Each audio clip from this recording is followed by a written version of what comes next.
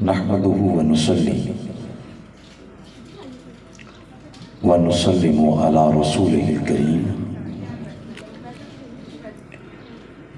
اما بعد فاعوذ باللہ من الشیطان الرجیم بسم اللہ الرحمن الرحیم هو الذی ارسل رسوله بالهدى ودین الحق لِيُظْهِرَهُ عَلَى الدِّينِ كُلِّهِ وَلَوْ كَرِهَ الْمُشْرِكُونَ صدق اللہ مولانا العظیم ان اللہ وملائکتہ یصلون علی النبی یا ایہا الذین آمنوا صلوا علیہ وسلموا تسلیما اللہم صلی علی سیدنا و مولانا محمد وعلی آلہ وصحبہ وبارک وسلم۔ تمام احباب، خواتین و حضرات، حضور علیہ السلام کی بارگاہ میں درود و سلام کا نذرانہ پیش کریں۔ الصلاۃ والسلام علیک یا رسول اللہ وعلی آلک و اصحابک یا سیدی یا رحمت للعالمین و خاتم النبیین و شفیع المذنبین و جد الحسن والحسین والحمد للہ رب العالمین۔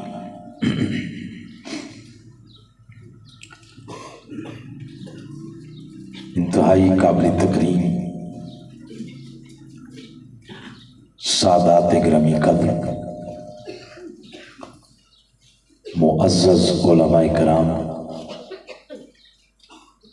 معزز قائدین تحریک منہاج القرآن نارووال، جملہ فورمز کے قائدین، منہاج القرآن یوتھ لیگ، MSM، منہاج القرآن ویمن لیگ، علماء کونسل، پاکستان عوامی تحریک کے جملہ قائدین، کارکنان، رفقا، وابستگان، بالخصوص منہاج القرآن ویمن لیگ کی قابل تکریم بہنیں، معزز حاضرین، حاضرات، سامعین، سامعات اور سوشل میڈیا کے ذریعے اس پروگرام میں شامل جملہ ناظرین، آج الحمدللہ توفیق الہی سے رمضان مبارک 2023 اس کی پر نور ساتوں میں دروس عرفان القرآن کا ایمان افروز سلسلہ ہم سب کو نصیب ہوا ہے۔ نارووال کی سرزمین 5 روزہ دروس عرفان قرآن یا ماضی میں 7 روزہ دروس عرفان قرآن بھی ہوا کرتے تھے۔ اس مناسبت سے نارووال کی سرزمین اپنی مثال آپ ہے۔ مرکز منہاج القرآن میں دروس عرفان قرآن کی رمضان مبارک کی مناسبت سے جب بات ہوتی ہے، سب فہرست جن علاقوں کے نام آتے ہیں اس میں نارووال سر فہرست ہے۔ انشاءاللہ ان سال بھی اسی جوش و خروش سے ان نشستوں کا انعقاد کیا جا رہا ہے۔ آج اس سلسلے کی پہلی کڑی ہے۔ انشاءاللہ آج یہ سلسلہ شروع ہوا ہے۔ آج کے دن سمیت مزید آگے 4 دن نماز فجر کے بعد مختلف موضوعات پر حضور شیخ الاسلام ڈاکٹر محمد طاہر القادری مدث العالی آپ کی تربیت یافتہ اسکالر آپ کے پاس آ کر اپنا اپنا معافی ضمیر بیان کریں گے۔ میں اس پر رونق اجتماع کے انعقاد پر تحریک منہاج القرآن نارووال کی جملہ قیادت، جملہ فورمز کے قائدین، کارکنان، رفقا، وابستگان اور سننے کے لیے تشریف لانے والے احباب سب کو مبارکباد پیش کرتا ہوں۔ اللہ کریم ہماری کاوشیں اپنی بارگاہ میں شرف قبولیت عطا فرمائے۔ آج کی گفتگو کا عنوان ہے مصطفی معاشرے کا قیام۔ اس موضوع کی ضرورت اس لیے پڑی، لمبی چوڑی اس پر بات کرنے کی ضرورت نہیں ہے، اپنے ملک اور وطن کے حالات دیکھ لیں اور اس جگہ کا نام جس جگہ کی محبت ایمان کا حصہ ہے، مدینہ طیبہ، اس مناسبت سے اپنے ملک کو دیکھ لیں، دل سوائے رونے کے اور سلگنے کی اور کوئی کیفیت محسوس نہیں کرتا۔ لہذا ضرورت پڑی کہ اس موضوع پر اپنی بساط کے مطابق پاکستان کے 22 کروڑ عوام تک اس شعور کی بیداری کے لیے اپنے حصے کا دیا جلایا جائے۔ لہذا بلا تاخیر آج کی اس نشست میں اس موضوع پر گفتگو شروع کرتے ہیں۔ اس ضمن میں میں نے آپ کے سامنے سورہ صف کی ایک معروف آیت کریمہ تلاوت کی ہے۔ جتنے بھی معزز علماء کرام تشریف لا رہے ہیں، میں منہاج القرآن علماء کونسل کی طرف سے تمام معزز علماء کرام کو خوش آمدید کہتا ہوں۔ حاضرین محترم، موضوع ہے مصطفی معاشرے کا قیام۔ دونوں اطراف پہ اگر آپ اپنی زبان کو ہلا کر اس موضوع کا نام لیں تو راسخ ہو جائے گی یہ بات کہ ہم کس موضوع پر گفتگو سن کے آئے ہیں۔ بولیں ذرا، مصطفی معاشرے کا قیام، بولیں۔ سب سے پہلے یہ جاننا ضروری ہے کہ معاشرہ کسے کہتے ہیں۔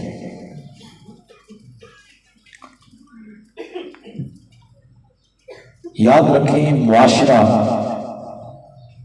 افراد کے ایسے گروہ کو کہتے ہیں جو اس اصول پر رہائش پذیر ہو کہ ان کے آپس میں مفادات مشترک ہوں۔ اس کے لیے ضروری نہیں ان کی برادری ایک ہو، ضروری نہیں ان کا وطن ایک ہو، ضروری نہیں ان کی زبان ایک ہو، ضروری نہیں ان کا مذہب ایک ہو۔ یہ کتابوں کے اندر ایسی تعریفات ہمیں ملتی ہیں۔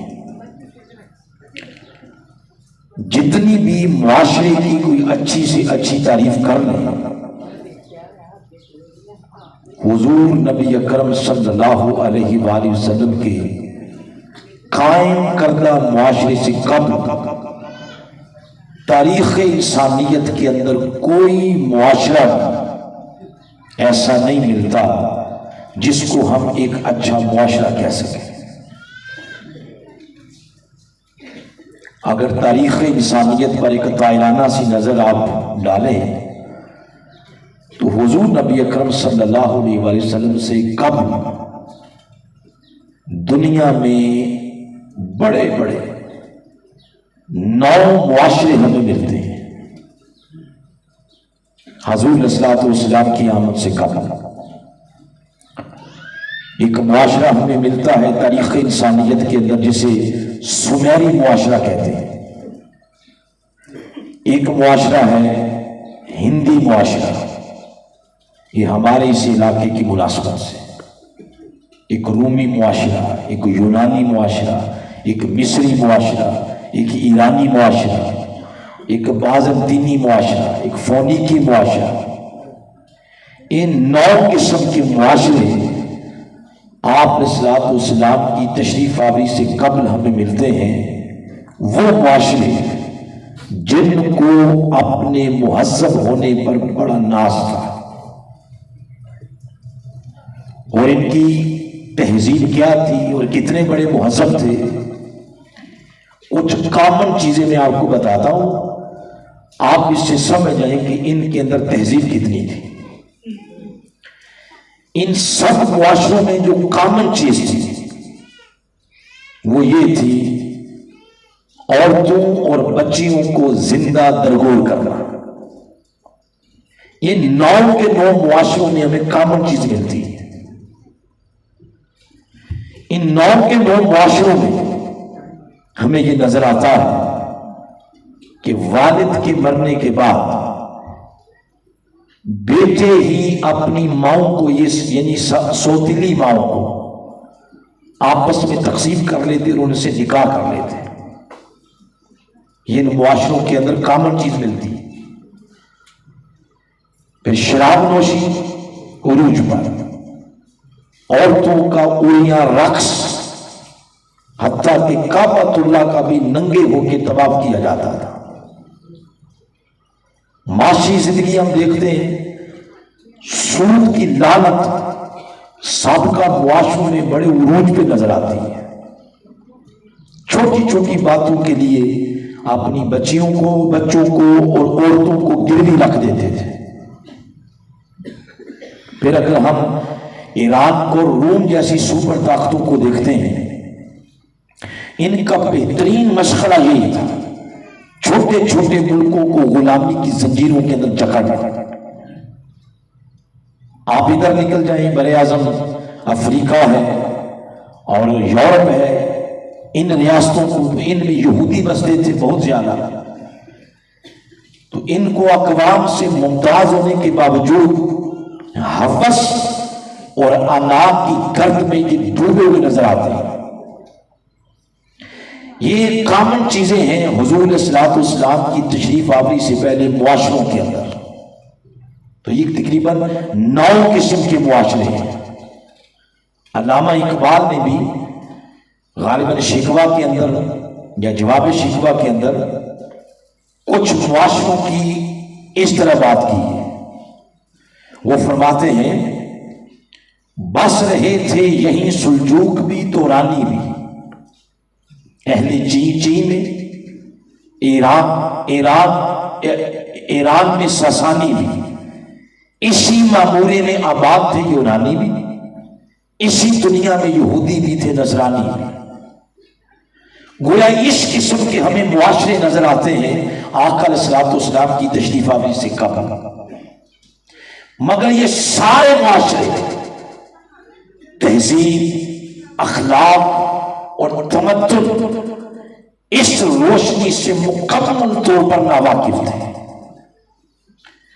آمریت کا شکار تھے، ظلم کا شکار تھے، اور ان معاشروں کے اندر بسنے والی غریب مخلوق، غریب لوگ، وہ شہنشاہیت کی زنجیروں کے اندر جکڑے ہوئے تھے، اور سب معاشروں کے اندر حقوق انسانی کا تصور تک نہیں ملتا۔ بس اتنی بات کافی ہے آپ علیہ الصلوۃ والسلام کی تشریف آوری سے پہلے معاشروں کی۔ اب اس کی گفتگو سے اگر رزلٹ نکالیں، آج کا 2023 ہے، آج کا اسٹوڈنٹ، آج کا مسلمان یا کوئی بھی انسان اس ساری منظر کشی کے تناظر میں اگر معاشرے کے لیے کوئی معیار بنانا چاہے کہ معاشرہ کسے کہتے ہیں، تو وہ اگر یہ معیار بنائے کہ معاشرہ اس کو کہتے ہیں جس کی برادری ایک ہے، تو پھر یقیناً ایک برادری کے علاوہ باقی ساری برادریاں سنی پہ نظر آئیں گی۔ اگر معاشرے کے لیے زبان کو معیار بنایا جائے تو ایک زبان کے علاوہ باقی ساری زبانیں کاٹ کے پھینکنے کو دل کرے گا۔ اگر معاشرے کے لیے کسی ایک خاص علاقے کو، وطن کو جغرافیائی حدود کے تناظر میں اب معیار بنا ہے تو ہر دوسرا علاقہ دوسرے کے ساتھ برسر پیکار نظر آئے گا۔ اگر اس کو زاویہ بنائیں شرق کا، غرب کا، عجم کا، عرب کا، تو ہر ایک دوسرے کے ساتھ کتھا نظر آئے۔ اس تناظر میں اگر آپ ریاست مدینہ کو دیکھتے ہیں، اس تناظر میں اگر مستقبی معاشرے کو دیکھتے ہیں جس کی تشکیل میرے آقا علیہ الصلوۃ والسلام نے خود کی، تو پھر آپ کو سارے معاشرتی تصورات پر ایک لکیر نظر آ جائے گی، جو حضور علیہ الصلوۃ والسلام نے سب تصورات پر ایک لکیر کھینچ دی۔ اگر آپ کی ہم مجلس کو دیکھتے ہیں، ایک ہی مجلس کے اندر اگر مکے کے مہاجر نظر آتے ہیں تو اسی مجلس میں مدینہ کے انصار بھی نظر آتے ہیں۔ آپ علیہ السلام کی ایک ہی مجلس میں اگر فارس سے آیا ہوا سلمان نظر آتا ہے، اسی مجلس میں حبشہ کا کالے رنگ کا بلال حبشی بھی نظر آتا ہے۔ ایک ہی مجلس میں اگر روم سے آیا ہوا سہیب نظر آتا، اسی مجلس میں رؤسائے مکہ میں سے عثمان غنی بھی نظر آتے ہیں۔ ایک ہی مجلس کے اندر اگر عمر نظر آ رہے ہیں، اسی مجلس میں ہمیں علی بھی نظر آتے ہیں۔ یہ سارے لوگ، ان کی برادریاں الگ، ان کے قبیلے الگ، ان کی زبانیں الگ، ان کے رنگ الگ، ان کی جغرافیائی جو حدود اربا تھا وہ سارا الگ ہے، مگر سب کا نظریہ ایک، ویژن ایک، فکر ایک، منزل ایک، اور اس منزل اور فکر اور نظریے کا نام ہے لا الہ الا اللہ محمد رسول اللہ صلی اللہ علیہ وآلہ وسلم۔ یہ وہ تصور ہے معاشرے کا جو میرے آقا نبی محمد صلی اللہ علیہ وآلہ وسلم نے دنیا پر پیش کیا۔ پھر اگر آپ قرآن حکیم جو نبی مکرم صلی اللہ علیہ وسلم کے توسل سے ہمیں ملا ہے، اس کو پڑھیں تو قرآن نے معاشرے کا تصور مزید نکھار دیا۔ کیسے؟ چاہے کوئی بنگلہ دیش کا رہنے والا ہے، انڈیا کا ہے، پاکستان کا ہے، پنجاب کا ہے یا کراچی کا ہے، چاہے کوئی دبئی کا ہے، عرب کا ہے، عجم کا ہے، وہ زمین کے جس خطے میں بھی رہتا ہے مگر وہ یہ پڑھتا ہے لا الہ الا اللہ محمد رسول اللہ۔ تو چاہے ان کی علاقے الگ، برادریاں الگ، رنگ الگ، کلر الگ، زبانیں الگ، مگر وہ یہ پڑھتا ہے کلمہ طیبہ، تو ان ساروں کو ایک لفظ کی لڑی نے پرو دیا جس کا نام ہے امت، امت مسلمہ۔ آپ میں سے کئی لوگ حج کرنے گئے ہوں گے، جو نہیں گئے اللہ ان کو لے جائے۔ جب آپ جائیں گے واضح طور پر محسوس کریں گے آپ جسم اور چہرے کی حیثیت سے کہ ہم الگ الگ ہیں، خطہ الگ، زبانیں الگ، آپ کا رنگ الگ، کلر الگ، ملک الگ، مگر جب بیت اللہ کا طواف کرتے ہیں یہ پڑھتے ہیں لبیک اللہم لبیک، اس وقت محسوس ہوتا ہے کہ ہم ایک ہی ہیں۔ ہم کیا ہیں؟ ایک ہی ہیں۔ یہ معاشرے کا تصور حضور نے صلی اللہ علیہ وسلم نے دیا۔ کبھی قرآن حکیم کے اندر لفظ بولا جاتا ہے امت، کبھی لفظ بولا جاتا ہے طائفہ، کبھی لفظ بولا جاتا ہے معاشر، کبھی لفظ بولا جاتا ہے مدینہ، کبھی لفظ بولا جاتا ہے قرن، کبھی لفظ بولا جاتا ہے شعوب، کبھی لفظ بولا جاتا ہے فئات۔ الغرض مصطفی معاشرے کا جو تصور میرے آقا نے دیا ہے، اسی تصور کے اندر انسانیت کو عزت بھی ملی اور انسانیت کو آبرو بھی ملی۔ یہ مصطفی معاشرے کا تصور جو میرے آقا نے دیا ہے۔ میں جیسے بات وہ کر رہا تھا سابقہ معاشروں کی کامن چیزیں، حضور علیہ الصلوۃ والسلام کی تشریف آوری سے قبل سابقہ معاشروں کی جو کامن چیزیں تھیں، ان میں ایک کامن چیز ہمیں یہ نظر آتی ہے تاریخ انسانیت کے اندر کہ کسی معاشرے میں انسانیت کے رشتوں کی مناسبت سے تقدس نظر نہیں آتا، چاہے ماں ہے یا باپ ہے، چاہے بیٹی ہے یا بہن ہے، چاہے کزنز ہیں یا جو بھی رشتہ، ان رشتوں کا تقدس نظر نہیں آتا۔ ماں کو اور باپ کو اگر منڈی میں جا کر بیچتے تھے تو بیٹی کو زندہ درگور کرتے تھے، بہن کو وہ گروی رکھتے تھے۔ یعنی اس طرح کی کامن چیزیں سابقہ معاشروں میں ملتی ہیں، لیکن آپ علیہ الصلوۃ والسلام نے جو تصور دیا، اس تصور سے معاشرے کے اندر چینجنگ کیا آیا، تبدیلی کیا آیا۔ چینجنگ اور تبدیلی یہ آئی کہ رشتوں کو میرے آقا نے یوں تقدس کی لڑی میں پرویا کہ قرآن حکیم کے 7 مقامات، سورہ بقرہ، سورہ انعام، سورہ النساء، سورہ بنی اسرائیل، سورہ احقاف، سورہ تکویر اور سورہ لقمان، ان 7 صورتوں میں جہاں اس نے اعلان کیا کہ عبادت صرف اللہ کی ہے، اپنی وحدانیت کا، اپنی توحید کا اور عبادت کا اعلان کیا ہے، 7 کے 7 مقامات پر متصل اپنی وحدانیت کے اعلان کے ساتھ اس نے یہ فرمایا ہے وَبِالْوَالِدَيْنِ إِحْسَانًا، والدین کے ساتھ احسان کرنا ہے۔ یہ سابقہ کسی معاشرے میں نظر نہیں آتا، کسی معاشرے کے اندر بھی۔ اور پھر 9 قسم کے رشتے بنتے ہیں۔ آپ والد یا والدہ، بیٹی یا بیٹا، بہن بھائی ہے، بہو ہے، شوہر ہے، بھتیجی بھتیجا، بھانجی بھانجا، خالائیں پھوپھیاں، اس طرح کے 9 رشتے، 9 مقامات پر رشتہ داریوں کو تقدس کی مالا میں یوں پرویا ہے۔ کیسے؟ کبھی سورہ بقرہ کو پڑھیں، اس کی آیت نمبر ہے 177۔ اس میں یوں ارشاد فرمایا کہ نیکی کیا ہے، آئیں ذرا تمہیں بتائیں نیکی کیا ہے۔ فرمایا نیکی یہ نہیں، لیس البر ان تولوا وجوہکم قبل المشرق والمغرب، فرمایا نیکی یہ نہیں ہے کہ منہ مشرق اور مغرب کی طرف کر لو۔ نیکی کیا ہے؟ فرمایا سب سے پہلے تو ایمان ضروری ہے، اللہ پر ایمان لاؤ، یوم آخرت پر ایمان لاؤ، کتابوں پر ایمان لاؤ، فرشتوں پر ایمان لاؤ، نبیوں پر ایمان لاؤ۔ ایمان لانے کے بعد نیکی کا وجود کہاں سے تشکیل پاتا؟ فرمایا وَآتَ الْمَالَ عَلَىٰ حُبِّهِ ذَوِي الْقُرْبَىٰ وَالْيَتَامَىٰ وَالْمَسَاكِينِ وَابْنَ السَّبِيلِ وَالسَّائِلِينَ وَفِي الرِّقَابِ۔ ایمان لانے کے بعد اپنا مال، اپنی جان اور جو توانائیاں اللہ نے تمہیں دی ہیں وہ سب توانائیاں اللہ کی دکھی مخلوق کے دکھ دور کرنے پہ صرف کر دی جائے، یہاں سے نیکی کا وجود تشکیل پانا شروع ہو جاتا ہے۔ اور ان میں سب سے پہلا نام کسی اور کا نہیں لیا، سب سے پہلا نام قریبی رشتہ داروں کا لیا۔ یوں رشتوں کو ایک تقدس کی مالا کے اندر پرویا ہے۔ اور باتیں تو کافی ساری تھی، لیکن موضوع کو، وقت کو دیکھ کر میں بات کر رہا ہوں۔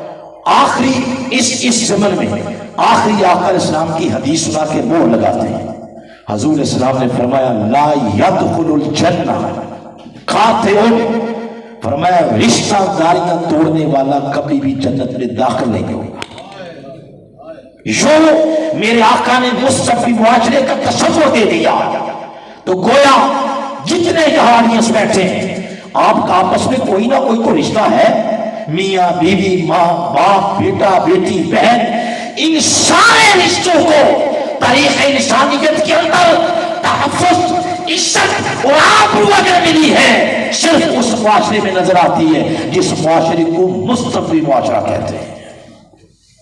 پھر اگر ہم سابقہ معاشروں کو دیکھتے ہیں، بے حیائی عروج پہ نظر آتی ہے، اور یہ سب معاشروں کی کامن بات ہے، کسی ایک معاشرے کو استثناء نہیں ہے، سب معاشروں میں کامن چیز تھی۔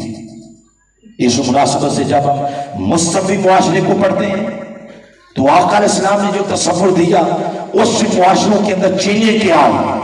سورۃ نور کو کبھی پڑھیں اس مناسبت سے، اس لیے مفسرین لکھتے ہیں اور صوفیہ کرام بڑی تفصیل کے ساتھ یہ لکھتے ہیں کہ جب گھروں کے اندر تربیت کا پروسیس شروع کریں تو اپنے بچوں کو سورہ یوسف اور سورہ نور ترجمے کے ساتھ پڑھا۔ ان دونوں سورتوں کا نا رزلٹ ہے، سورہ یوسف کا رزلٹ یہ نکلتا ہے کہ قوم کی امانتوں میں خیانت نہیں کرنا، اور سورہ نور کا رزلٹ یہ ہے لنگوٹے کی پاکیزگی، کردار کی پاکیزگی۔ تو جب گھروں میں تربیت کا پروسیس شروع کریں، یہ دو صورتیں بچوں کو ترجمے کے ساتھ پڑھائیں۔ سورہ نور کا بھی ضمن میں پڑھیں آپ، تو سورہ نور میں کہیں اللہ تعالیٰ نے بے حیائی کی مذمت کی، کہیں حیا کی تعریف کی، تو کبھی مذمت کر کے کبھی تعریف کر کے اس پورے معاشرے کو بے حیائی سے محفوظ کر کے اور حیا کی مالا کے اندر پرویا جا رہا ہے۔ کیسے؟ یوں ارشاد فرمایا ان الذین یحبون ان تشیع الفاحشہ، وہ لوگ جن کی بہترین مشغلہ جن کا یہ ہے کہ معاشرے کے اندر بے حیائی کو پروموٹ کریں، جن کا پیسہ صرف اس چیز کے لیے صرف اور وقف ہوتا یا خرچ کرتے ہیں، جن کا بزنس یہ، جن کی سوچ یہ، جن کی اپنی جسمانی اور ذہنی صلاحیتیں اس رستے پر خرچ ہوتی ہیں کہ بے حیائی کو فروغ دیں، اس کو پروموٹ کریں۔ فرمایا عذاب علیم، ایسے لوگوں کو سخت عذاب کے شکنجوں میں جکڑا جائے۔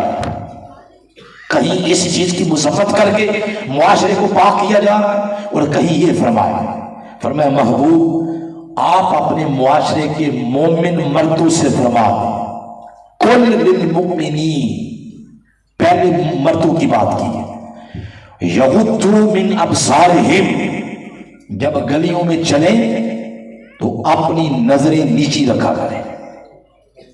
یہ مردوں کو خطاب کیا جا رہا ہے۔ یہ پردے کا ہے، معاملات سارے بیان ہوئے۔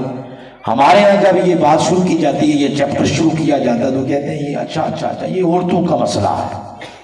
تو اللہ نے عورتوں کا تو پہلے نام ہی نہیں لیا، پہلے نام اس نے مومن مردوں کا لیا ہے۔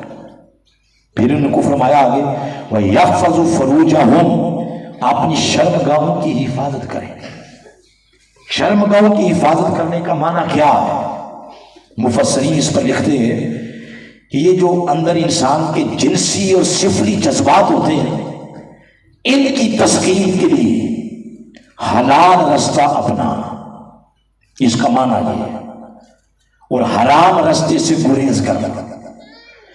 یعنی اس کا مطلب یہ ہے کہ جنسی سفلی جذبات کی تسکین کے لیے نہ کبھی یوٹیوب کا سہارا لیں، نہ کبھی سوشل میڈیا کا سہارا لیں، نہ کبھی فیس بک کا سہارا لیں، نہ گندے گندے ڈائجسٹ اور تحریریں، نہ گندی صحبتیں، نہ وہ گندے خیالات تصورات سوچ کے ہنس لینا۔ ہر وہ رستہ جس سے سفلی جنسی جذبات کی تسکین ملتی ہے وہ نکاح نہیں ہے۔ نکاح کے علاوہ جو راستہ استعمال کریں گے شریعت کی روشنی میں حرام ہے، حرام ہے، حرام ہے۔ ان جذبات کی تسکین کا ایک ہی راستہ، اور اس کا نام کیا ہے؟ بولیں، نکاح۔ ایک نہیں تو دو کر لیں، دو نہیں تو تین کر لیں۔ فَانْكِحُوا مَا طَابَ لَكُم مِّنَ النِّسَاءِ مَثْنَىٰ وَثُلَاثَ وَرُبَاعَ، تین نہیں تو چار کر لیں، مگر تسکین کا راستہ صرف نکاح ہے۔ اگر معاشرے کے رہنے والے لوگ اس راستے کے علاوہ کوئی اور راستہ اپنائیں گے، اللہ کے ہاں بھی جرم ہے اور رسول کے ہاں بھی جرم ہے۔ یوں معاشرے کو اس لعنت یعنی بے حیائی کی لعنت سے نکالا جا رہا ہے۔ اور دوسری طرف حضور صلی اللہ علیہ وسلم نے یہ ارشاد فرمایا الحیاء شعبۃ من الایمان، حیا ایمان کا حصہ ہے۔ ایک طرف بے حیائی کی مذمت کی اور دوسری طرف حیا کی تعریف کر کے پورے معاشرے کو مصفی معاشرے کی چھاپ لگائی جا رہی ہے۔ یہ ایک تبدیلی آئی میرے آقا علیہ الصلوۃ والسلام کی تشریف آوری سے دنیا کے اندر۔ پھر جب ہم سابقہ معاشروں کو دیکھتے ہیں، کامن چیز جو نظر آتی ہے وہ تھا شراب اور نشہ۔ اس میں آپ کی شراب بھی آ جاتی ہے، اس میں آپ کی یہ چرس، افیون، یہ شیشہ، یہ ساری چیزیں اس نشے میں آ جاتی ہیں۔ قرآن پاک اس مناسبت سے تدریجاً نشے سے روکتا گیا، حتیٰ کہ آخر پر جا کر ارشاد فرمایا یا ایھا آمنو انما الخمر والمیسر والانصاب والازلام، فرمایا چار چیزوں کے بارے میں تعویذ بنا لو اور گلے میں ڈال لو۔ کیا؟ فرمایا شراب، جوا، بت اور جادو ٹونے کے سارے طریقے، رجسن، یہ گناہ ہے، یہ کفر ہے، یہ ناپاکی ہے۔ کیوں؟ من عمل شیطان، یہ شیطانی کام ہے۔ فَاجْتَنِبُوهُ، اس سے بچ جاؤ۔ کیوں مائی جانا؟ فرمایا اگر اس سے بچ جاؤ گے لَعَلَّكُمْ تُفْلِحُونَ، اللہ اس معاشرے پر اپنی بارگاہ سے کامیابیوں کے دروازے کھول دے گا۔ یوں معاشرے کو شراب اور نشے جیسی لعنت سے پاک کیا جا رہا ہے۔ یہ ایک تبدیلی آئی میرے آقا علیہ الصلوۃ والسلام کے دنیا میں تشریف لانے کے بعد۔ پھر جب ہم سابقہ معاشروں کو دیکھتے ہیں، سود کی لعنت بڑے عروج پہ نظر آتی ہے۔ سود کیا ہے؟ سود یہ ہوتا ہے کہ آپ میں سے میں کسی سے یہ کہوں کہ مجھے 1,00,000 روپے کی ضرورت ہے، تو اب اگلا بندہ یہ کہے، اب یہ جو میں بات کرنے لگا ہوں یہ آج کے دور کی اینک سے جو نظر آتا ہے منظر وہ میں بتا رہا ہوں۔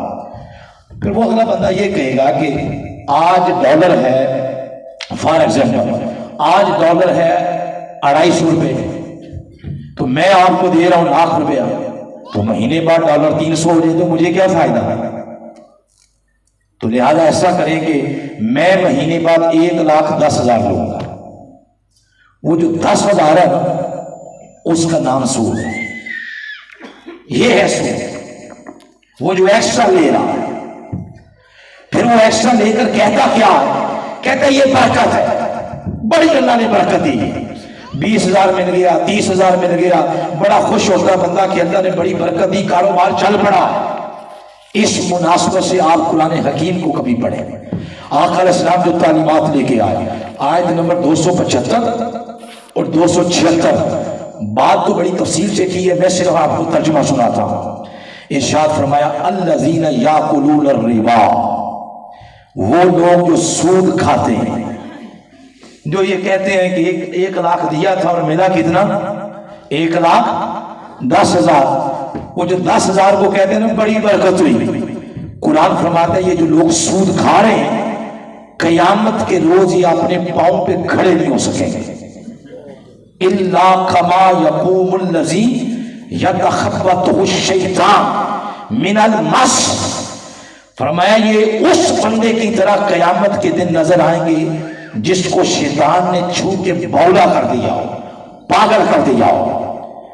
پھر آگے کیا فرمایا؟ فرمایا سود اللہ نے حرام کیا ہے۔ بولیں ذرا سود کیا ہے؟ پھر بولیں سود کیا ہے؟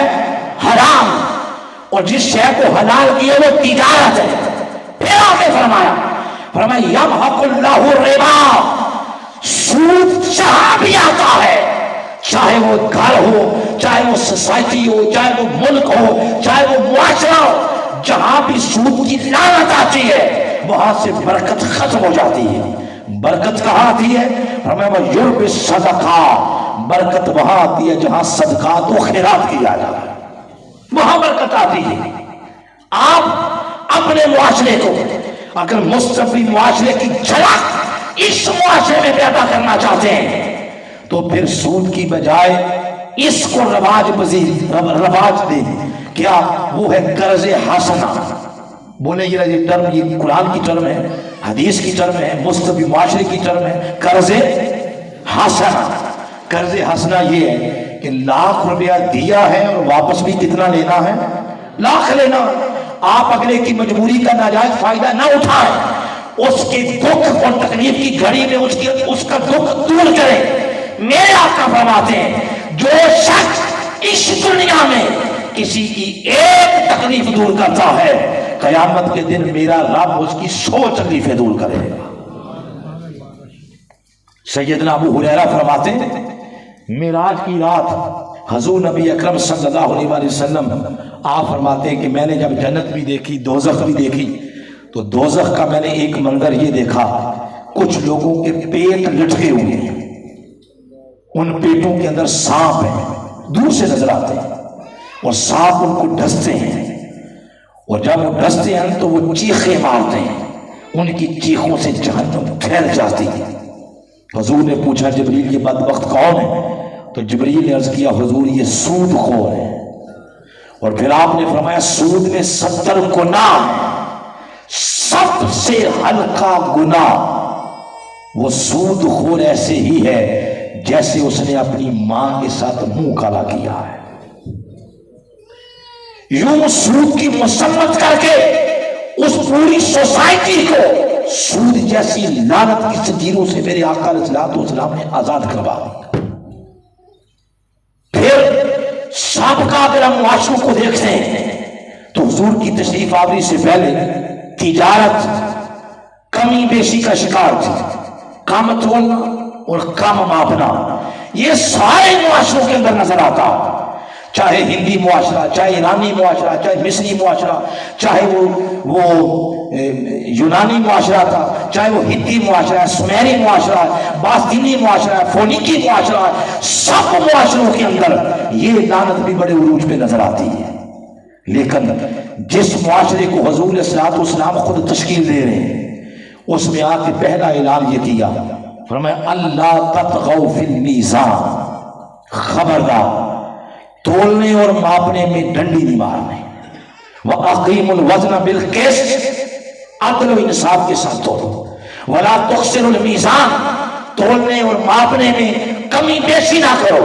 ایک طرف اس طرح کا صلوات والسلام نے فرمایا، اور دوسری طرف جو لوگ تجارت کے اندر حلال کمانے کی کوشش کرتے ہیں، کم تولتے نہیں کم ماپتے نہیں، ان کے بارے میں حضور نے فرمایا میرے صحابہ کچھ گناہ ایسے ہیں جو نمازوں سے معاف نہیں ہوتے، کچھ گناہ ایسے ہیں جو روزے سے معاف نہیں ہوتے۔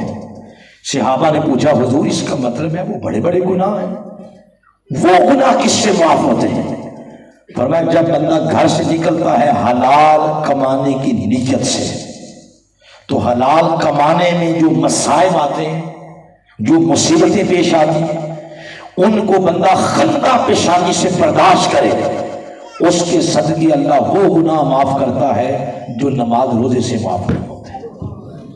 یوں پوری سوسائٹی کو یہ اس لعنت کی زنجیروں سے بھی آزاد کرایا جائے، کم تولنا کم ماپنا جس وجہ سے سابقہ قومیں تباہ ہو گئی، میرے آقا علیہ السلام نے معاشرے کو اس لعنت کی زنجیروں سے بھی آزاد کروا دیا۔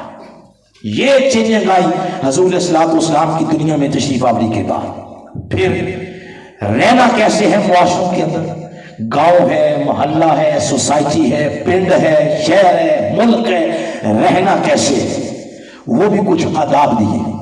اس مناسبت سے کبھی سورہ حجرات پڑھے آپ، سورہ نمبر 49، اس کی آیت نمبر 8، 9، 10 اور 11، ان 3-4 آیات کے اندر معاشروں کے اندر رہنا کیسے ایک پورا پیکج دیا۔ کیسے؟ فرمایا یا انما المؤمنون اخوہ، پہلی بات تو یہ ذہن میں رکھو تم سب آپس میں بھائی بھائی، بولو کیا کیا؟ بھائی بھائی۔ یہ تصور آج ہمارے ہاں نہیں پایا جا رہا، یہاں ہر ایک دوسرے کو سمجھتا ہے کہ یہ مسلک سے باہر ہے، یہ مذہب سے باہر ہے، ہر کوئی اپنے آپ کو کہتا ہے کہ میں مسلمان ہوں، اگلا کافر ہے۔ قرآن کیا کہتا ہے؟ قرآن کہتا ہے تم سارے مسلمان ہو اور آپس میں بھائی بھائی۔ کرنا کیا ہے؟ فرمایا فَأَصْلِحُوا بَيْنَ أَخَوَيْكُمْ، اگر معاشروں کے اندر رہتے ہوئے دو آپس میں لڑ پڑے تو تیسرا جلتی پر تیل کا کام نہ کرے، آگے بڑھ کے ان کی آپس میں صلح کروائے۔ یہ نہیں کرو گے تو معاشرے ٹوٹ جائیں گے، ٹوٹی ہوئی تسبیح کے دانوں کی طرف بکھر جائیں گے۔ پھر آگے فرمایا یا ایھا الذین لا یسخر، کوئی کسی کا مذاق نہ اڑائے۔ جب یہ بات کی نا مذاق نہ اڑائے تو عورتوں کا نام بالخصوص لیا، فرمایا ولا نساء من نساء، کوئی عورت بھی کسی عورت کا مذاق نہ اڑائے۔ یہ بات فرمانے کے بعد پھر فرمایا ولا تلمزوا انفسکم، کسی کے پاک دامن پر الزام تراشی نہیں کرنے۔ پھر فرمایا ولا تنابزوا بالالقاب، نام ٹیڑے نہیں بلانے۔ پھر فرمایا یا ایھاالذین آمنوا اجتنبوا کثیرا من الظن، کسی کے بارے میں برا گمان نہیں رکھنا۔ پھر فرمایا ولا تجسسوا، نہ کسی کا عیب بیان تلاش کرو، نہ عیب بیان کرو۔ پھر فرمایا ولا یغتب، غیبت نہیں کرنی۔ پھر فرمایا واجتنبوا قول الزور، جھوٹی باتوں سے بچو۔ گویا ہر وہ نفس، ہر وہ حرف، ہر وہ عقل جس کے ساتھ معاشرہ ٹوٹ جاتا ہے، میرے آقا نے مصطفی معاشرے کو ایسی باتوں، ایسی خصلتوں اور ایسی عادتوں سے مکمل پاک اور صاف کر دیا ہے۔ ایسی عادتوں کو حرف غلط کی طرح میرے آقا علیہ السلام نے ختم کر دیا، جن عادتوں سے معاشرے ٹوٹ پھوٹ کا شکار ہوتے ہیں۔ اس مناسبت سے کبھی بیت عقبہ اولیٰ کا مطالعہ کریں۔ مدینہ پاک کے لوگ رات کے اندھیرے میں آقا علیہ السلام کو ملے اور عرض کرتے ہیں آقا آپ مکہ چھوڑ کے ہمارے پاس نہیں تشریف لے آتے؟ مدینہ پاک 12 لوگ آئے تھے حضور اسلام کو پہلی دفعہ ملنے۔ آپ نے فرمایا میں آ جاؤں گا، مگر میں معاشرہ کیسا بنانا چاہتا ہوں وہ سن لو، آپس میں ڈسکشن کر لو، اگر قبول ہے تو میں آ جاؤں گا۔ انہوں نے عرض کیا حضور فرمائیں۔ 6 باتیں فرمائیں آقا نے۔ پہلا فرمایا لا یشرکن باللہ شیئا، ایک اللہ کی عبادت کرو گے۔ پھر فرمایا ولا یسرکنا، چوری نہیں کرو گے۔ پھر فرمایا ولا یزنین، بدکاری کے قریب نہیں جاؤ گے۔ پھر فرمایا ولا یقتلن اولادہن، کبھی اپنی اولادوں کو خصوصاً بیٹیوں کو زندہ درگور نہیں کرو گے۔ پھر فرمایا ولا یاتین بے بہتان، کسی کے دامن پر بہتان نہیں لگاؤ گے۔ اور آخر پہ فرمایا جو کچھ میں کہہ رہا ہوں اگر یہ اچھا ہے، تمہارا دل ضمیر کہتا ہے کہ یہ چیز اچھی ہے، یہ فطرت کی آواز ہے، تو پھر اس کی پیروی کرو گے۔ اگر یہ باتیں قبول ہیں تو میں آ جاؤں گا، آپس میں فیصلہ کر لوں۔ وہ چلے گئے۔ اگلے سال جب وہ دوبارہ آئے تو اس سال وہ 12 نہیں آئے، اس سال 60 سے زیادہ لوگ آئے۔ اس کا مطلب ہے انہیں یہ باتیں قبول تھی۔ جب وہ 60 لوگ پھر رات کے اندھیرے میں دوبارہ ملے، بیت عقبہ ثانی اس کو کہتے ہیں، تو آقا علیہ السلام نے فرمایا کچھ باتیں اور سن لو۔ فرمایا صدقہ و خیرات کی کثرت کرو گے۔ پھر فرمایا اپنے رویوں سے، اپنی زبان سے کبھی بھی سختی کا مظاہرہ نہیں کرو گے۔ اپنے رویوں سے، تمہارے رویوں سے نرمی نظر آنی چاہیے۔ ہمارے یہاں ایسا نہیں ہوتا۔ ہمارے یہاں کوئی بڑا مذہبی بننا چاہے اس کی زبان سن لے، سوائے گالیوں کی اس کی زبان سے نکلتا کچھ نہیں ہے۔ کون؟ جی مذہبی۔ ادھر کیا؟ جس معاشرے کو آقا علیہ السلام اللہ کا محبوب معاشرہ بنانا چاہتے اس میں یہ فرما رہے ہیں، فرمایا خبردار میں تمہاری زبانوں سے سخت لفظ نہیں سننا چاہتا، نفرت تقسیم نہیں کرو گے، محبتیں بانٹو گے۔ اور پھر آخر پہ فرمایا اپنے وعدوں کی پابندی کرو گے۔ انہوں نے عرض کیا حضور قبول ہے۔ فرمایا تمہیں یہ قبول ہے تو ہمیں مدینہ قبول ہے۔ ارے یہ تعلیمات، یہ ٹھنڈی ہوا کے جھونکے، یہ باد بہاری کے جھونکے تاریخ انسانیت کے اندر کسی معاشرے میں نظر نہیں آتے۔ اگر یہ نظر آتے ہیں اس معاشرے میں نظر آتے ہیں جس کو مصطفی معاشرہ کہتے ہیں۔ یہ ہے میرے آقا علیہ السلام کا قائم کردہ معاشرہ۔ اور آپ یہ جو میں نے آپ کو باتیں سنائی ہیں خود جا کے سٹڈی کر رہے ہیں، بیت عقبہ اولیٰ پڑھیں، بیت عقبہ ثانی پڑھیں۔ ان ساری تعلیمات کی روشنی جب آقا ان کے آگے رکھ رہے تھے، مکہ والوں کی دشمنی کا ذکر ہی نہیں کیا کہ یہ ہمارے ساتھ یہ کرتے ہیں، صحابہ کرام پر ظلم کرتے ہیں، ان کا ذکر ہی نہیں کیا۔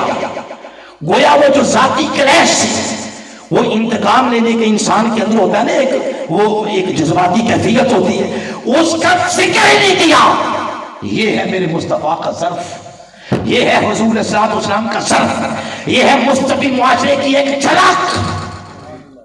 پھر اگر کبھی آپ اسی مناسبت سے آپ پڑھ لیں، سابقہ معاشروں کے اندر عدل و انصاف کی چیز نظر نہیں آتی۔ اور یہ گفتگو کا کلائمیکس ہے جو میں بات کرنے لگا ہوں۔ سابقہ معاشروں کے اندر یہ چیز نظر نہیں آتی، عدل و انصاف۔ تگڑے لوگ قانون سے بچ جاتے تھے، مارے لوگ ویسے ہی پھنس جاتے تھے۔ یہ عدل و انصاف کی نام شے، کوئی نام و نشان سابقہ حضور اسلام کے مستوی قائم کردہ معاشرے سے پہلے معاشروں کے اندر نظر نہیں آتی۔ لیکن جب حضور اسلام تشریف لائے، کیا تبدیلی آئی معاشرے کے اندر۔ کبھی آپ سورہ نساء کی آیت نمبر 135 کو پڑھیں۔ باتیں تو بے شمار کہنے والی ہیں، مگر وقت کے دامن میں جتنی گنجائش ہے اتنی باتیں کر لیتے ہیں۔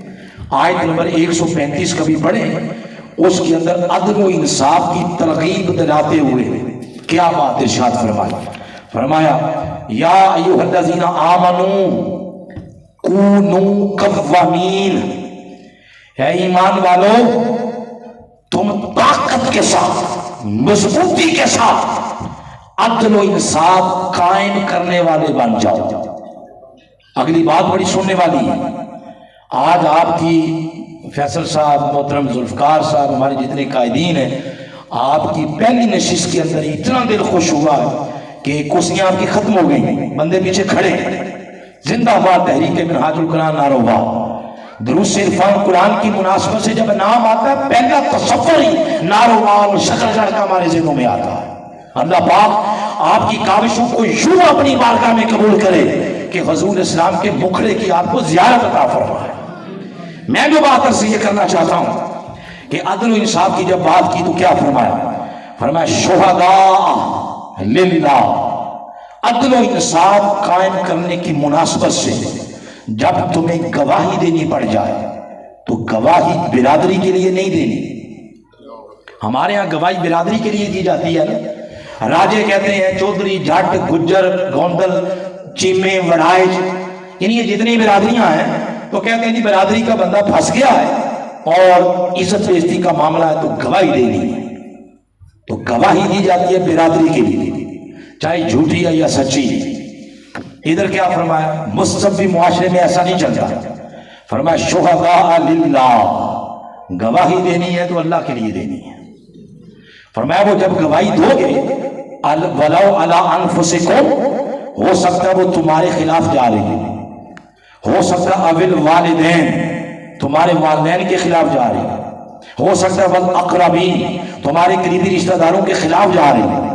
ان یکن غنیا او فقیرا، فرمایا کہ ہو سکتا ہے جس کے خلاف گواہی دے رہے ہو وہ تگڑا ہے، فرمایا بے شک تگڑا ہو، مالا ہو، والدین ہو، قریبی رشتہ دار ہو، یا تمہارا اپنا آپ ہو، جب بھی گواہی دینی ہے عدل و انصاف کو قائم رکھتے ہوئے گواہی صرف اور صرف اللہ کے لیے دینی ہے۔ پھر دیکھو معاشروں کے اندر سکون کیسے آتا ہے، پھر دیکھو معاشروں کے اندر امن کیسے قائم ہوتا ہے۔ یوں پورے کے پورے معاشرے کو عدل و انصاف کا معاشرہ بنایا جا رہا ہے۔ کبھی حضور صلی والسلام آپ کے خطبہ حجۃ الوداع کو پڑھیں، پورا خطبہ مرکز و محور نظر آتا ہے عدل و انصاف کا۔ ایک جملہ ہے آقا علیہ الصلوۃ والسلام کا جو 1.25 لاکھ صحابہ کو فرمایا میں جو باتیں آج میں کرنے لگا ہوں تم سے کرنے لگا ہوں، تمہاری ڈیوٹی ہے ان تک پہنچا دو جو یہاں موجود نہیں ہے۔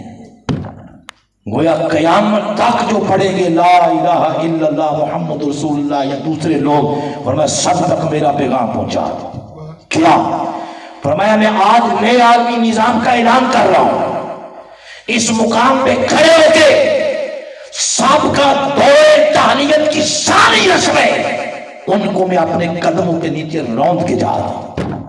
آج کے بعد کسی گورے کو کالے، کالے کو گورے، عربی کو اجمی، اجمی کو عربی، کسی برادری کو دوسری برادری پر کوئی فضیلت نہیں۔ تمہارے فضیلت کے خود ساختہ معیار میں روز کے کہہ رہا ہوں، اگر کوئی شخص افضل بننا چاہتا، افضل وہی ہوگا جس کے من میں اللہ کی تقوی کا چراغ چل رہا ہوگا۔ یہ ارشاد فرمایا۔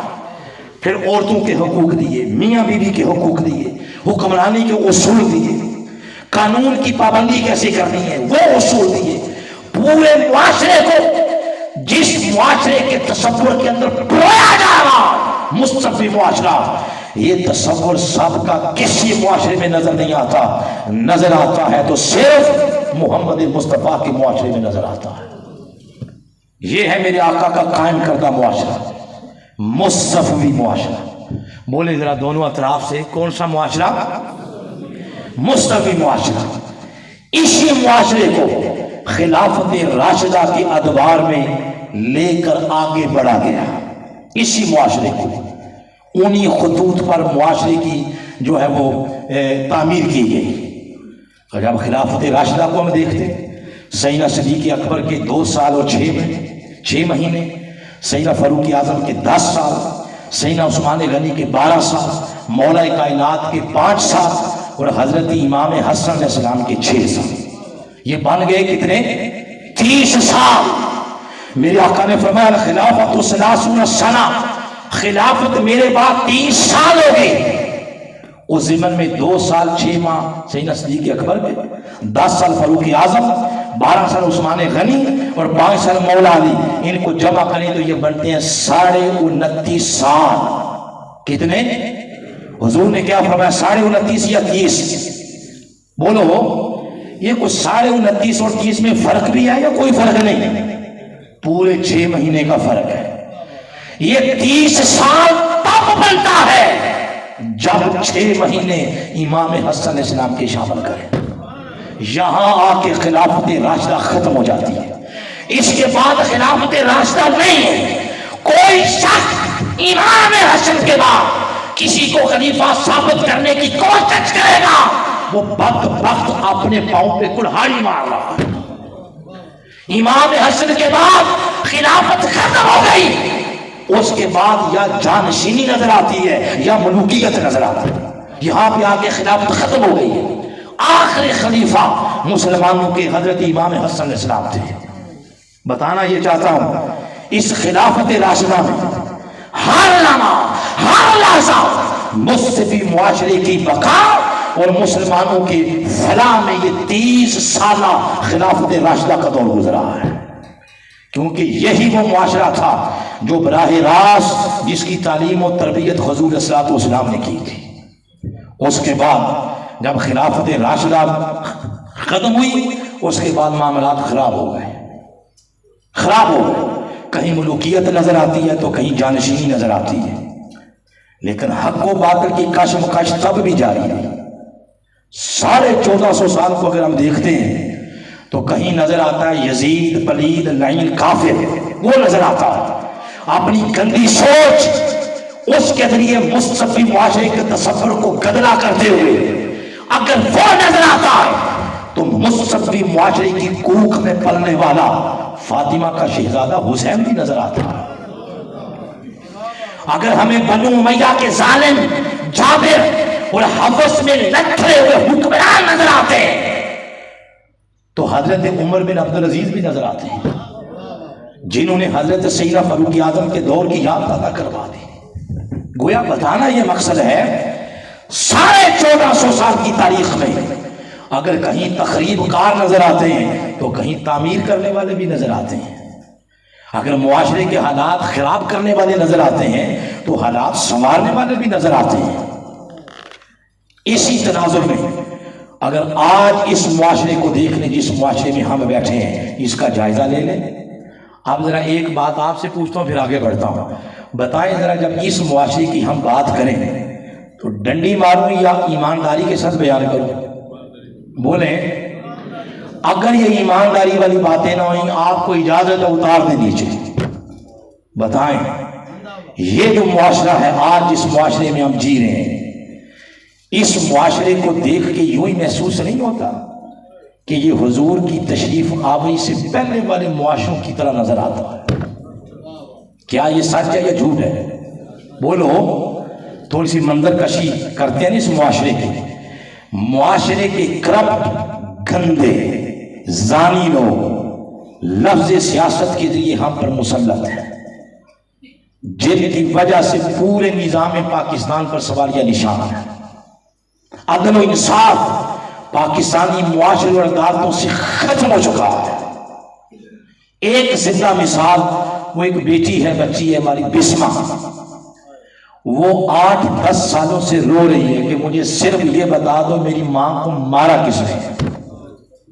یہ ہے ہمارے پاکستان میں عدل و انصاف۔ آگے دیکھیں تو جھوٹ اور بددیانتی، اس میں خیر وہ پہلا نمبر ہے، کہیں پہ تو آیا نا پہلا نمبر۔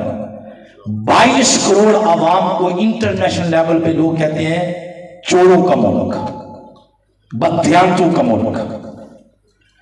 اور شراب اور نشہ حکومتی اعلیٰ ذمہ داران سے لے کر عوام تک نشہ سرایت کر چکا ہے، اور بیچنے اور پینے والوں پر حکومت کی چھتری ہے، وہ خود پرمٹ دیتے ہیں۔ اور یعنی اور فحاشی عروج پہ، رات 2 بجے تک پاکستانی جنریشن یوٹیوب پہ صرف کیا دیکھتی ہے؟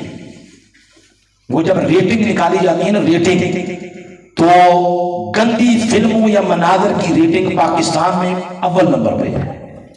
مبارک ہو۔ رشوت دیکھیں، کوئی معاشرہ پاکستان میں اس لعنت سے خالی نہیں، بلکہ لوگ اپنا حق سمجھتے ہیں اور نام جرمانہ رکھ دیا، جرمانے کے نام پہ لی جاتی ہے۔ نام ہے اسلامی اور جمہوریہ، نہ اسلام نظر آتا ہے نہ جمہور نظر آتا ہے۔ پورا سودی، پورا نظام معیشت ہے سود کی زنجیروں میں جکڑا ہوا ہے۔ ہر کسی کی سوچ یہی ہے میں کوئی ایسی پالیسی لے لوں، کوئی ایسا رستہ اپنا لوں، رات سوؤں تو 100 روپے کی انویسٹمنٹ کروں، صبح اٹھوں تو کروڑ ہو چکا۔ جب پورے کے پورے معاشرے کو یہ لت پڑ جائے تو محنت کرنے کا کس کو دل کرے گا؟ کسی کو پاگل کتے نے کاٹا؟ جب پورا معاشرہ اسی وہ محنت ہی نہ کرے اور بس سانس کر کے چھوڑے، کون محنت کرے گا؟ اور اس کے بعد تولنا اور ماپنا اور تجارت دیکھنے، بڑے تجارت وہ تو بڑے باگڑ بھی نہیں ہے نا، آپ نیچے ریل تک آ جائیں، ریل پر جو پھل بیچتا ہے یا چھوٹا دکاندار، وہ بھی تجارت میں کم تولتا ہے، کم ماپتا ہے۔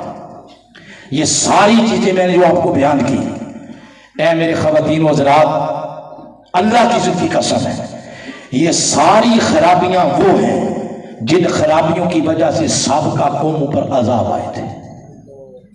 یہ ساری خرابیاں وہ ہیں۔ اور ایسا بھی نہیں ہے کوئی کہے کہ وہ ہمیں کسی نے بتایا ہی نہیں نا، سر میں ہمیں کسی نے سمجھایا ہی نہیں۔ سمجھانے والے کو تھوڑے آئے ہیں، ایک کا نام لے لیتے ہیں، جنہاں دا کھاؤ تے انہاں دا گن گاؤ، ہم ایک کا نام لے لیتے ہیں۔ اور بھی بے شمار، کیا 40 سال سے ڈاکٹر طاہر القادری اس نظام کی خرابیاں بیان نہیں کر رہے؟ عوام یہ بھی نہیں کہہ سکتی کہ ہمیں کسی نے بتایا نہیں۔ یہ وہ خرابیاں جن خرابیوں سے معاشرے تباہ ہوتے ہیں۔ اور آپ کے علاقے کا مرد کے اندر کیا کہتا ہے؟ وہ کہتے ہیں اس معاشرے کا رونا روتے ہیں، ہاتھ بے زور ہے، ان ہاتھ سے دل خوگر ہے، امتی باعث رسوائی پیغمبر ہے۔ اور پھر آگے کہتے ہیں کس قدر تم پہ گراں صبح کی بیداری ہے، ہم سے کب پیار ہے، ہاں نیند تمہیں پیاری ہے۔ پھر آگے لکھتے ہیں طبع آزاد پہ قید رمضاں بھاری ہے، تم ہی کہہ دو کیا یہی آئین وفاداری ہے۔ پھر آگے کہتے ہیں جن کو آتا نہیں کوئی فن، جن کو آتا نہیں دنیا میں کوئی فن، تم ہو۔ نہیں جس قوم کو پروائے نشیمت، تم ہو۔ بجلیاں جس میں ہوں آسودہ، وہ خرمن تم ہو۔ بیچ کھاتے ہیں جو اسلاف کے بدفن، تم ہو۔ امر بالمعروف نہی عن المنکر، اس کا فریضہ بالکل طرف ہو چکا۔ اور جو لوگ اپنے آپ کو کہتے ہیں مبلغ ہیں اور عالمی مبلغ ہے، عالمی سے نیچے لفظ ہی نہیں لگانا، ان کی تبلیغ آ جا کے یہاں ختم ہوتی ہے کہ مسواک کا سائز اتنا رکھنا ہے، امامہ اتنا باندھنا ہے، اپنا وضع کا تائیہ اپنانی ہے، آپ کو جنت مل جائے گی۔ ان کی تبلیغ آ جا کے یہاں ختم ہو جاتی ہے۔ وہ جو ساتھ سود لے رہا تھا اس کو کس نے روکنا تھا؟ وہ جو ساتھ رشوت لے رہا تھا اس کو کس نے روکنا ہے؟ اس گندے نظام کو آئینی ہاتھوں سے کس نے نپٹنا؟ یہ کون بتائے؟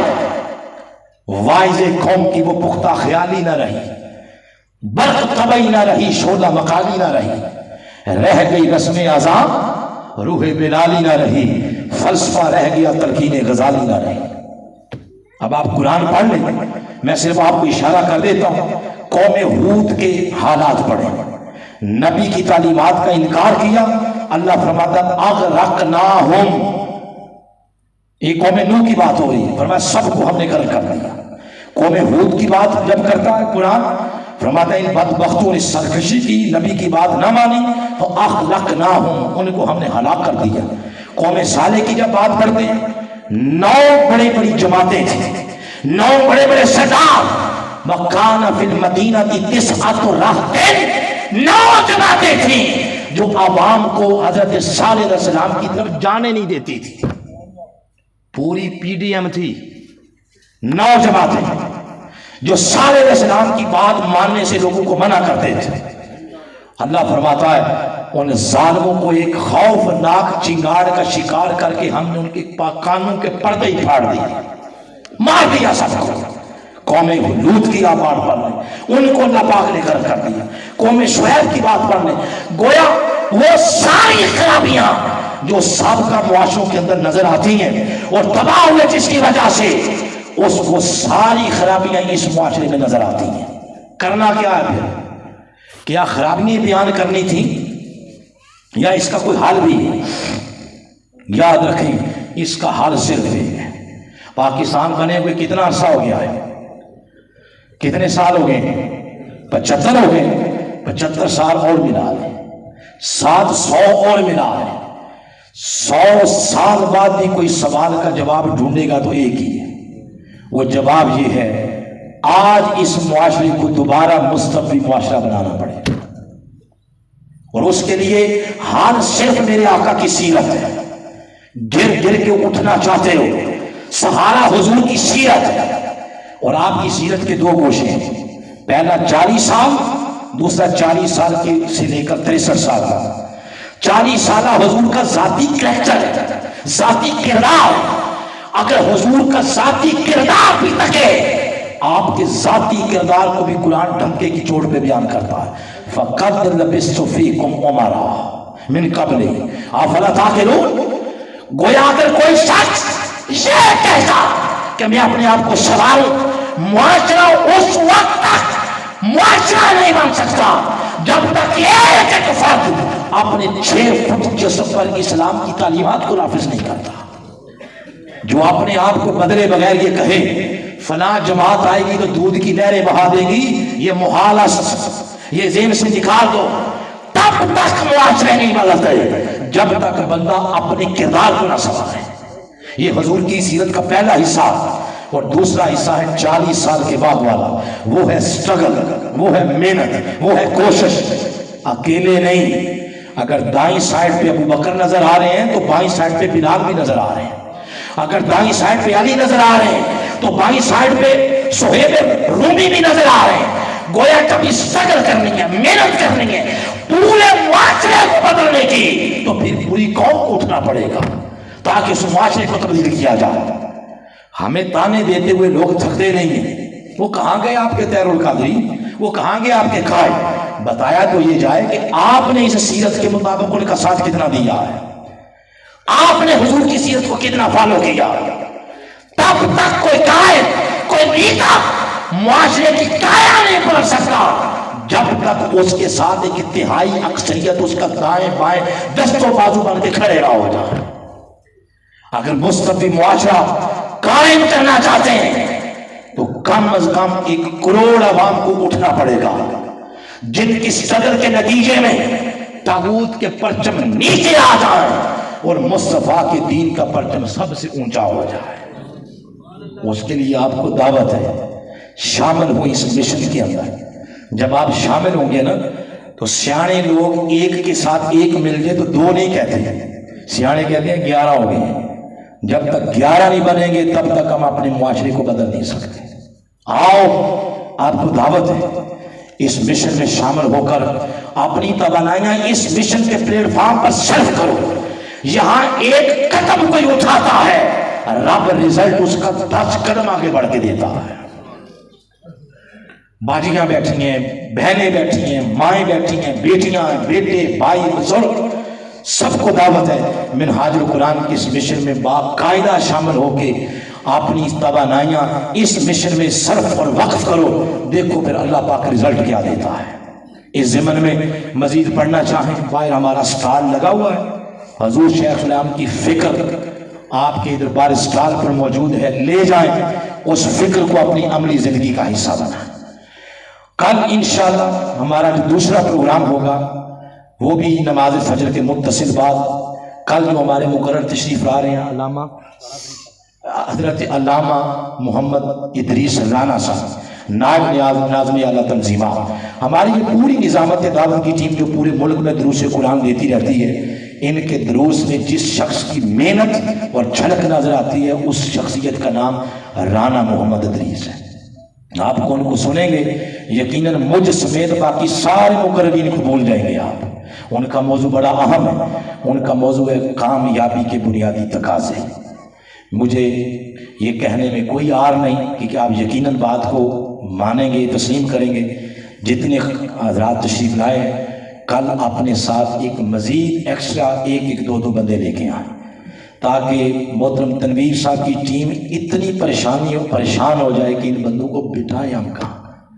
इंशाअल्लाह अल्लाह की बारगाह में दुआ है अल्लाह कुरान हकीम की ये तालीमात का फैज़ ज़रूर पाकिस्तानी कौम को अता करेगा और कौम दोबारा कौम इंशाअल्लाह बनेगी। यहाँ पर ख़त्म करते हैं। वमा अलैना इल्लल बलागुल मुबीन।